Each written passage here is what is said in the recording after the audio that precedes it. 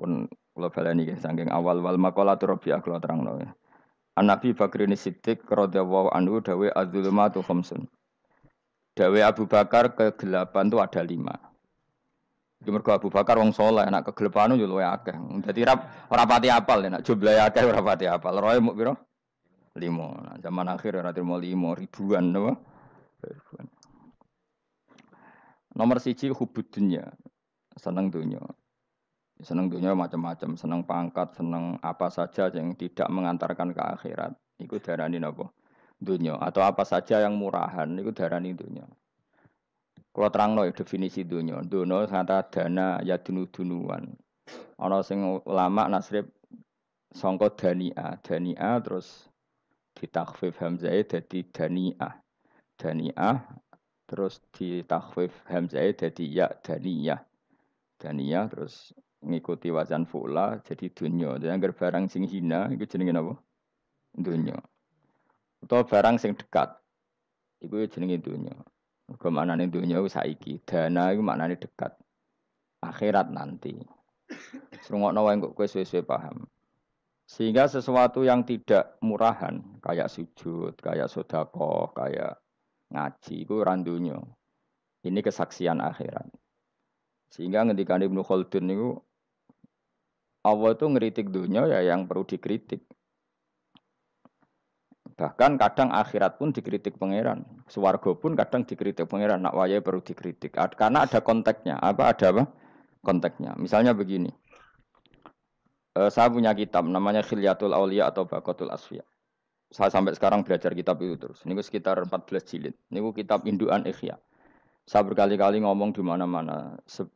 Imam Ghazali dalam hal mana Kibul Akhyar, sejarah orang-orang pilihan itu nginduk kitab nama Khilyatul Auliya itu 14 jilid. Dalam ilmu tasawuf beliau nginduk kitab jenis Qutil Qulub, ini karangan Abu Thalib Al-Makki. Dalam fikih tentu beliau nginduk gurunya Imam Haromen. Dan memang kitab itu harus nginduk, kalau enggak namanya mukhtarik, bikin-bikin. Memang syaratnya ulama harus muttabi, dia hanya pengikut, tidak boleh kreasi. Kalau kreasi namanya bid'ah, nama bid'ah. Kalau terang, di situ ada cerita ada seorang sufi bodoh ngeritik dunia entek ngamas. Dunia iku ora ono benere, dunia iku nggon batang, pokoke dunia iku jifah batang. Sing berebut batang ya siap-siap rebutan mbek asu, pokoke ngomong wis tok ndi-ndi. Sayyidina Umar itu agak tersinggung dengan makalahnya orang sufi yang bodoh ini. Ya rata-rata orang sufi memang bodoh. Kecuali gelem ngaji fikih. Setelah ngomong ngalor ngidul dunia ku swelek terus dekne biasa lah wong sufi itu semilah dhewean terus orang lakoni popo, ngerti-ngerti lesu. Kok mangan wae lesu, orang sufi kan gitu. Singkat cerita terus Umar agak marah tapi beliau masih bisa mengendalikan diri terus kata beliau, "Sal sayyidah." Sal hada sayyid. Kamu tanya hada sayyid, maksudnya sayyid dalam bahasa dulu itu ya orang terhormat. Dalam bahasa zaman era itu maknanya sayyid itu masih apa? Sadat maksudnya bukan Habib, bukan. Kalau dalam bahasa Arab dulu itu memang kalau Habib itu ya Nabi, kalau Sayyid Sadatus Sufia itu belum pasti maknanya apa? Habib ya, tokoh-tokoh yang diikuti dalam apa? Makalahnya, dalam apa? Makalahnya. Terus kata Ubay bin Ka'ab, dan ini menurut saya benar sekali, dan kamu harus mengikuti Ubay bin Ka'ab. Dia adalah termasuk 6 sahabat yang dipuji Nabi min ahlil Quran, apa? Yang dipuji Nabi min ahlil apa? Quran. Kata Ubay bin Ka'ab, lalu Anda masuk surga karena apa? Lalu Anda masuk neraka karena apa? Lalu Anda dapat ridho Allah karena apa? Kamu itu bisa masuk surga lihadidar karena kenangan di rumah ini, maksudnya karena dunia ini. Karena sujud kamu, karena kebaikan kamu, itu di mana? Allah mereferensi amal kamu ya di dunia ini. Kamu masuk surga karena sujud kamu di dunia ini, nanti masuk neraka karena keangkuhan kamu di dunia ini. Fahadi dunia mi'yar, dunia ini adalah takaran. Semua referensi Tuhan tentang akhirat itu merujuk kelakuan kita apa? Di dunia. Sehingga kalau kamu masuk surga selamanya lama, itu ya karena kebaikan kamu di dunia. Maka jangan kritik dunia ini. Karena dunia itu mahalu sujudika, mahalu ruku'ika, mahalu pokoknya dia ngarah-marah. Sehingga semenjak itu kata Ibnu Khaldun, orang tahu dunia yang dikritik adalah dari madatul kalimah dani'ah. Suatu yang murahan. Apa? Yang murah. Sehingga kalau misalnya orientasinya itu kebesaran, kebesaran li'ilai kalimatillah, maka itu tidak termasuk dunia. Dan yang suasananya akhirat tapi motifnya adalah kasal, kemalasan, itu yang benar-benar dunia. Makanya Imam Syafi'i sering kritik tasawuf itu sampai ussisati tasawuf alal kasal. Ilmu tasawuf itu basisnya itu karena pemalas. Karena tadi, misalnya begini, ini contoh paling gampang. Zaid itu di daerah pinggiran. Di daerah pinggiran di mana Islam itu minoritas. Terus dia ingin kaya raya supaya bisa bikin masjid atau bikin komunitas Islam. Atau dia ingin jabat jadi lurah supaya nggak ada pelarangan orang sholat karena dia yang punya otoritas bikin aturan. Atau kalau mungkin skup lebih besar dia ingin jadi bupati supaya daerah situ familiar dengan Islam karena pejabatnya Muslim. Itu tidak dunia karena semua orientasinya untuk mengawal sujud, mengawal kebenaran. Tapi kalau kamu di daerah pinggiran, kemudian milih DWA, SKB kersane pangeran, sidik-sidik kersane pangeran, terus kamu meninggalkan aktivitas dakwah, itu yang dunia, karena motivasi kamu adalah al-kasal, males dari mewarnai buminya Allah ini dengan sujud. Ini yang banyak orang sufi salah paham. Makanya orang sufi harus ngaji fikih. Bendekne roh, dielingno wong alim, wong fikih, nak kitmanul ilmi ku haram. Apa kitmanul ilmi haram. Menyimpan ilmu itu haram. Tidak memberi kontribusi dalam proses orang sujud adalah haram. Tidak memberi pencerahan pada umatnya Nabi adalah haram. Menikmati keasikan eling pangeran dewi adalah haram. Dia harus diingatkan gitu terus. Kalau enggak, itu bahaya bagi agama ini. Makanya dulu itu enggak ada orang sufi yang enggak ngaji ulama fikih. Sekarang kebalikan, malah wong sufi darani fikih mau kulit dekne wis tok hakikat, sembrono. Oh tak tobatno tenan ketemu aku. Itu bahaya, paham seperti itu tuh bahaya. Karena sekarang itu sufi itu jadi identitas kesalehan. Jadi yang rumah kome sufi koyo-koyo sak dhuwure ahli napa? Fikih. Itu bahaya. Karena tadi sufi itu akan ngeritik dunia sepedas-pedasnya.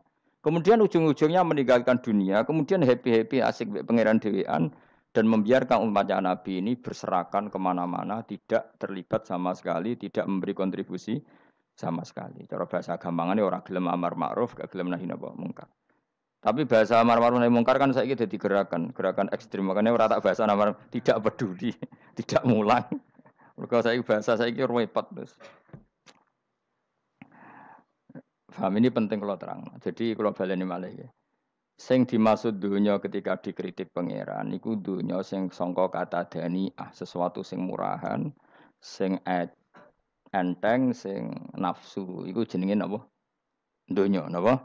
Dunya. Tapi ketika sesuatu itu baik dan mengarah kepada Allah, iki jenenge dunya iki masru'atul akhirah. Maka dunya itu dua status napa? Siji masru'atul akhirah. Dan ini status yang harus kita pakai. Makanya kata Imam Ghazali itu, kowe nak randi duwe, sak penat-penate urip terus merasa enggak punya kenikmatan, datang saja ke kuburan dan yakinlah semua yang sedang mati keinginannya hanya satu, ingin kembali di dunia dan memperbaiki amal-amalnya. Berarti dunia adalah segala-galanya bagi orang yang sudah mati. Ya, orang yang sudah mati itu cita-citanya satu. La'alli arji, semoga kita kembali ke dunia. Untuk apa? Untuk membenahi semua kesalahan yang pernah dilakukan zaman yang dunia. Terus kamu ingat, fa'ana fid dunya. Ya Allah, alhamdulillah sekarang masih saya di dunia. Artinya saya punya satu kesempatan yang diinginkan semua orang yang sudah mati di seluruh dunia. Lalu malah wali anu urip malah kepengen nang mati. Saking kakean kasus ini, apa? Kakean apa? Kakean kasus. Makanya di sini sirinya para rasul, para nabi itu sering donga Allahumma tawil umrona, sehingga banyak orang soleh mendoa supaya panjang apa? Umur. Itu karena pas itu yang hadir adalah dunia dengan makna masru'atul akhirah.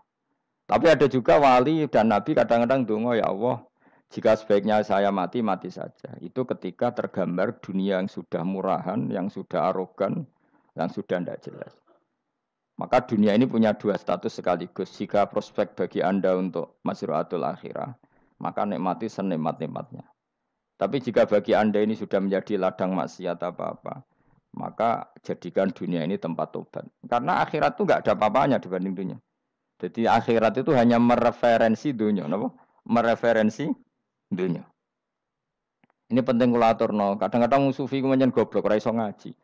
Dia nganggep dunia sampai akhirat itu penting akhirat, tapi cara maknaninya salah.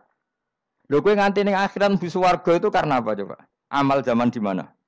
Di dunia. Berarti penting mana dunia sama akhirat? Penting dunia karena akhirat mau efek, apa? Efek dunia ini yang pokok.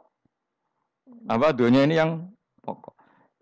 Kalau Allah kan cara ngendikan tidak seperti itu. Allah cara ngendikan gini loh. Akhirat, maksudnya walal akhiratu khairul lakam nalula gini. Sesuatu yang berorientasi akhirat dan kemudian menjadikan kamu nyaman di akhirat itu khairul lakaminal ula itu lebih baik ketimbang dunia ora kok.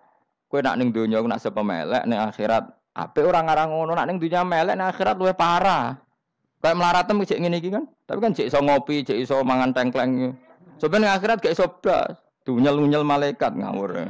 Gayamu bareng melarat iso ning dunya lara lah nek akhirat penak. Aku yakin ora luwih lara, tak jamin. Ngeraine kan ketara nak ngono.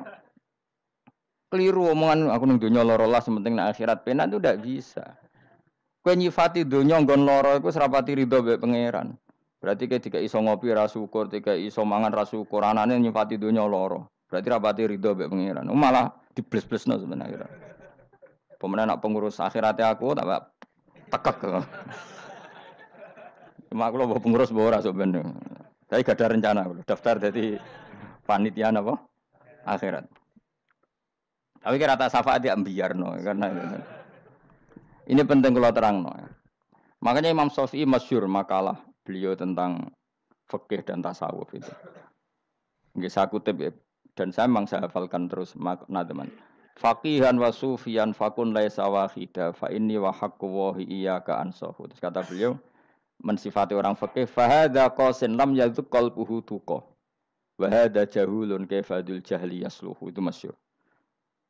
Di dunia ini identitas di dunia kita, dunia ulama itu hanya dua. Kalau enggak sufi ya faqih. Kamu jangan jadi salah satu. Faqih adalah orang sing qasin, itu qalbuhu qasin, hatinya itu keras, atine atos. Lam jadu qalbuhu tuqas, gak ditakwa blas. Wong faqih ora ditakwa blas, gak diempati blas. Tapi orang sufi itu wahada jauh ini malah geblek blas, malah parah meneh. Sing sitok atos atine sitok geblek dari Imam Syafi'i. Kena protes berarti Imam Syafi'i aja protes aku. Kenapa begitu? Misalnya gini orang fikih. Kalau bapak nyontohkan tuh gini. Orang fikih itu punya aturan. Misalnya kalau ruko tidak begini enggak sah. Sujud kalau enggak begini enggak sah. Salat kalau tidak begini enggak sah. Oke, aturan itu baik. Tapi punya keangkuhan berpikir. Misalnya ada orang desa terbelakang. Misalnya ini pedalaman Gunung Kidul, Kulon Progo. Ada orang yang ditobatkan orang-orang sufi. Orang sufi itu ya sing rodok goblok-goblok itu. Misalnya nobatkan. Enak wae wong fikih melok nobatno tapi tahu-tahu bilang ini salatnya enggak sah, rukuknya enggak sah. Fatihahnya enggak sah. Jare sing sufi, wah semane nobatno ora iso salat apa ora disahno. Si sufi ya goblok pisan, ketika ngawal si ajudannya tadi salat, enggak dikawal. Sehingga banyak aliran di Jawa salat ala kali Jogo ya ono Fatihah mau meneng tok. Sitok sujud tok. Jadi ini sitok atas atine ora gelem bina tapi muni rasa. Sisi tok goblok, ora tahu nerusno pembinaan. Akhirnya ya mandek ning satu kesalahan dan diwaris ya bergenerasi-generasi. Makanya kata Imam Syafi'i itu sitok goblok, sitok atas sadine tadi. Kamu jangan jadi salah satu itu. Makanya kamu aman karena kamu ndak sufi ya ndak fakih. Makanya enggak masuk enggak masuk yang dikritik Imam Syafi'i. Kamu sufi ya ndak fakih ya ndak. Makanya kalau Imam Syafi'i ngeritik itu tapi alhamdulillah saya ndak dua-duanya. Ya ndak sufi, ndak fakih. Karena orang sufi itu kalau ditelusuri itu memang kesalahannya terlalu banyak. Kecuali dia mau ngaji fikih. Kenapa? Kecuali dia mau ngaji fikih. Kayak tadi misalnya, sampai Imam Syafi'i zaman itu duka yang menghentikan usisat tasawuf alal kasal. Ilmu tasawuf itu dibina. Itu berdasar kemalasan. Loh, saya punya teman sufi banyak. Saya ini kiai loh. Punya teman sufi banyak. Teko ning nggon kula, Gus, donya wis rusak, sementing sakniki wis ngatah-ngatahno istighfar. Memangnya kita bisa diistighfari pangeran, disepuro pangeran ketika kamu orang alim ndak mulang? Memangnya kowe iso disepuro pangeran ketika kowe sugih ra zakat? Memangnya kowe iso disepuro pangeran wis kere ra nyapu masjid teko Jumatan, bareng ngrokoke diusep-usep ning pojok masjid bar mulai. Enak wae. Ana keran coplok istibarno. Memangnya kamu bisa jadi orang miskin seperti itu kemudian dimaafkan Allah? Ndak bisa. Kamu harus terlibat dalam proses sholat. Wis kere ya urun gawe kran, misale ora ngono ya urun masjid ya nyapu-nyapu, sing sugih ya urun dhuwit, sing alim urun mulang. Kok enak. Dunya mbok anggap rusak terus kabeh dhewean. Menengi sampean ke dhewean neraka ora tak baturi ya ngono. Ndak bisa, sufi seperti itu ndak bisa tuh kriminal. Malah Imam Syafi'i dalam satu makalah kowe esuk tasawuf, awan wis rondok ngene. Saking ekstrimnya beliau. Nah, kenapa Imam Ghazali muji orang sufi? Kitab-kitab Risalah Kusyirah muji orang sufi itu sufi-sufi yang kayak kue. Sufi-sufi yang belajar fikih. Kenapa? Sufi-sufi yang masih mau belajar fikih. Kok enak? Jadi sufi itu maknanya sidik-sidik. Zaman wis rusak itu tidak seperti itu. Nak rusak, ya amanat pengiran kon melok dandani. Nah, ketika rakan didandani sebetulnya enggak masalah. Kan ada alternatif. Misalnya gini, ada mobil rusak enggak bisa dipakai. Memangnya mobil hanya itu. Kan ada mobil yang lain itu jenis fakih. Ini ndak, kamu punya pemimpin hanya 2 atau 3 lah biar enggak nyindir. 3 atau 4 lah. Ketika 4 ini orang ini gagal, seakan-akan Indonesia gagal. Memangnya Indonesia hanya punya orang 4 itu. Goblok sekali kita berpikir gitu. Segoblok-gobloknya apa? Memangnya Indonesia itu milik siapa? Kenapa kamu menggantungkan sama 1-2 orang, 3-4 orang? Gampang aja cari alternatif. Terus tapi kan harus lewat pemilu, kudu ngenteni pemilu 5 tahun cepat. Mustafa Rokin jokno dadi calon presiden. Nak kemen dadi negara tahlil. Karena dekne piye apa ngomong ekonomi ya ora iso. Ngomong wisata ya haram, ngomong budaya haram. Ngomong badan usaha milik negara ya ora roh dekne. Langsung dibagi-bagi. Tapi kelirunya kita selalu begitu. Ketika kecewa sama pemimpin, seakan-akan dunia ini tergantung pemimpin itu. Mana ada dunia ini dipasrahkan sama makhluk oleh Allah. Dunia ini milik Allah, enggak pernah dipasrahkan makhluk. Bahkan kiai mati pun enggak ngefek pada agama. Dulu sahabat meninggal agama jalan, wali songo orang-orang pilihan meninggal agama jalan. Karena Allah tidak ridho dunia ini, agama ini, dunia maupun agama dipasrahkan sama seseorang. Allah yang mengurus dunia ini. Apa nak konglomerat mati terus wong melarat kabeh? Enggak kan? Apa nak wong soleh mati terus wong bejat kabeh? Enggak. Allah yang mengurus agama ini, mengurus dunia ini. Saking goblokem, nak ono kecewa mbek makhluk itu. Terus ya Allah, terus seakan-akan dunia ini runtuh. Ono pegatan sakake saiki ora ono sing lanang. Banyak orang pegatan terus untuk bojo luwe apik. Bojone mati sing wedok malah makmur akeh to ora.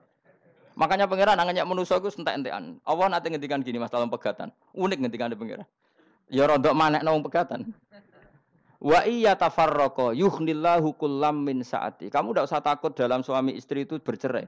Wa iya tafarraqa jika 2 suami istri bercerai, yughnillahu kullam min saati, bahkan satu-satunya per satu dari kedua mempelai ini bisa dikasih lebih kaya. Banyak enggak wong pegatan terus akhirnya lebih makmur. Dan kenangannya untung pegatan Mas dhisik aku untuk bojo sing dhisik wis. Aduh, selemu goblok. Engko sing lanang karena bosen dijudisi ya untung saiki di bojo konak bojoku sing dhisik. Banyak enggak orang pegatan kemudian kenangannya itu baik sama yang sekarang. Dengan yang lalu mau nggerutu tok. Banyak enggak? Banyak. Dulu kita punya pemimpin yang cakap, yang otoriter. Zaman itu pun di demo. Coba kita ini kan mulai dulu yang ngerti pemimpin di demo. Mereka cek urip pantas di demo kan es mati digo kelangenan. Kelakuan kok ngono. Mulai dhisik nganti saiki. Kiai juga gitu, zaman urip dikerwiti. Kok bareng mati kiai penggantinya dikritik ora koyok kiai dhisik. Iku ora ya coba 66 Pak Karno dikritik, orde baru diurus gitu tuh. Nabi yang ngono mangsamu mau presiden tok. Nabi ku kan mukjizat iku ngaji. Jadi mukjizatnya Nabi ku ngaji. Jare masyarakat kon mukjizat ora keren blas. Mukjizat iku kudu nganggo tongkat. Dadi seru napa? Dianggap Nabi Harry Potter. Jadi Nabi ku mukjizat kok mulang. Mulang iku mengatur logika supaya mapan nikmati Allah dan Rasul. Itu mulang. Mereka agak seneng. Mat. Sakroku nabi-nabi dhisik ku ditongkat to apa Mat. Dadi seru apa? Seru main seblak pokoke seru lah. Nabi sempat tertarik. Ya kepengen ditongkat tahu Nabi Pak. Ketok ya sangar lah apa. Dadi nabi ngalor ngidul gak apa. Tongkat ngene ana sing nglawan bles terus kecemplung segara. Kan ya seru lah misalnya ana wong Yogya macam-macam tutuk terus likuwi faksi do tenggelam kan seru lah apa. Nah jawab pangeran lucu. Piye mat ke njuk tongkat gampang nah masalah tongkat. Sekarang ngetokno wit kan gampang tongkat iku. Memang samu tongkate Nabi Musa terus digawe dikei mori terus dikei minyak ya ora dijupukno wit diketokno memang samu. Wong sing hebat itu sing nyekel dol ora apa. Ya jajal tokate Musa tak ana kowe. Iku ora ana pengaruhe. Wong saiki ning gone Turki digo tontonan ora piye-piye. Lah nek mbate jek aktif Pak Turki nantang Israel duel. Lah wong di tongkate Nabi Musa kok digertak Israel rawani. Lah nek tongkat iku tenan nak oh sing sakti sing nyekel dul ora kok perkara tongkate.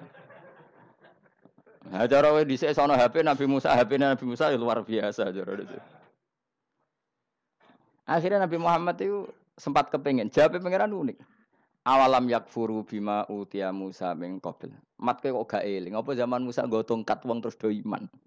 Awalam yakfuru bima utiya Musa min qabl qalu sikhroni tadzahara wa qalu inna bikullin kafirun. Apa zaman Nabi Musa itu terus wong do iman? Ya tetep komentar dari tukang sihir. Padha wae, Mas. Nggo mukjizat ora padha wae. Wong nak trai berdua ya tetep berdua. Zaman Pak Karno sing tukang ngeluh ya ngeluh, zaman Pak Harto tukang ngeluh ya ngeluh, zaman Mega sing tukang ngeluh sampai saiki sing tukang ngeluh ya wis nggo kegiatan. Kiai yang ngono. Kadang ada kiai saiki misalnya Surabaya zaman Mbak Arwani, Mbak Zubair. Memangnya zaman Mbak Arwani wong kudus ngaji kabeh. Mangsaku ya kelakuane wis ngono-ngono wae. Misale kula ya kadang ya wong komentar. Gus Bae ora koyo zaman Bandur Salim. Lah aku wis dididik bapak. Zaman Bandur Salim apa wong ya ngono. Engko bapak zaman Bandur Sam apa ngono sampai zaman Basunan Bunang misal. Ayo jajal. Masa wong Yogya misal. Saiki ora koyo zaman Bali Maksum Mbah Munawir. Memangnya zaman iku wong ngaji kabeh. Ya ndak juga kan sak rohku kiye nak ngaji sing ngaji ya wong ngono-ngono iku pancet wong iku. Itu pengalaman. Mulane ketika Nabi Muhammad kemudian mujizat kak Nabi Musa jabe pangeran awalam yakfuru bima utiya Musa min qabl. Apa zaman Musa terus do iman mat. Padha wae nggo masuk go tongkat ngalor ngidul ya. Biasa wae mat. Gak usah mujizatan mulang wis ngaten. Lho kula lho mau tawani pangeran mujizat kok sing karya Musa. Kula mboten purun. Ya perkara kok malah lucu. Nabi ngalor ngidul go tongkat. Nabi Musa itu kate biasa kan sing kondang ku wonge. Lah saiki ejek ning Turki. Nek kata tenan jek top Israel tuntas ya. Swabet terus likuifaksi tutup swabet meneh dadi negara bebas wong Israel. Terus Rajab Tayyip manggon kono. Aneh-aneh wae.